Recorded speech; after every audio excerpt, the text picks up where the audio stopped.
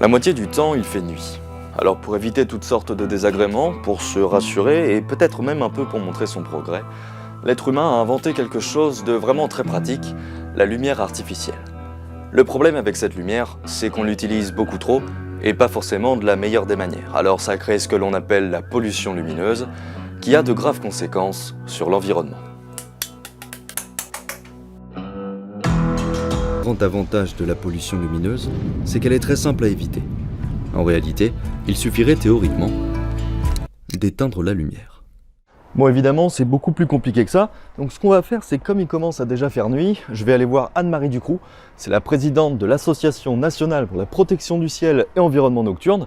Et elle va pouvoir nous montrer typiquement le genre de lumière qui vont poser problème en termes de pollution lumineuse, ainsi que les solutions qui peuvent exister. Vous allez voir, quand on s'approche, c'est très éblouissant. Là, par exemple, on est dans un jardin. C'est une lumière qui n'est pas dirigée, trop blanche et éblouissante. Donc vous pourriez par exemple avoir un petit lampadaire très petit pour guider le cheminement qui soit couvert sur le haut avec une lumière qui éclaire au sol et qui serait beaucoup plus utile. Là où il est placé derrière un grillage, il sert strictement à rien. Vous avez vu la quantité de lumière là. Cette agence, on voit très bien, elle a tiré son rideau, donc elle est fermée. Or, les annonces sont totalement éclairées. Bon, ben, on peut se poser la question de savoir si c'est absolument nécessaire d'avoir des annonces pour choisir son loft à Bagnolet à 4 h du matin.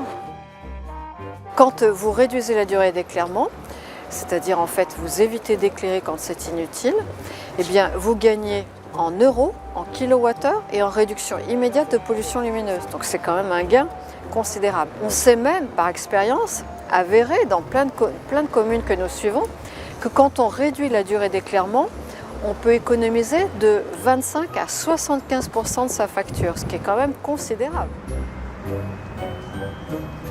Depuis un arrêté pris en 2013, il est notamment interdit de laisser les vitrines allumées entre 1 h et 7 h du matin. Le problème, c'est que malgré de nombreuses relances, ces nouvelles obligations sont assez rarement respectées et les coupables sont rarement sanctionnés. Donc depuis 7 ans, des associations comme la NPCEN se battent tout simplement pour que ces lois soient respectées. 1h15.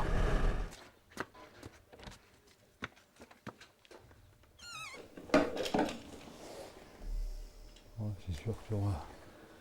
Attends, je vais te le filer, tu regarderas, mais à mon avis, tu vas pouvoir... J'avais que 13 ans quand on avait l'électricité. On n'avait pas des machines électriques, mais on avait l'électricité.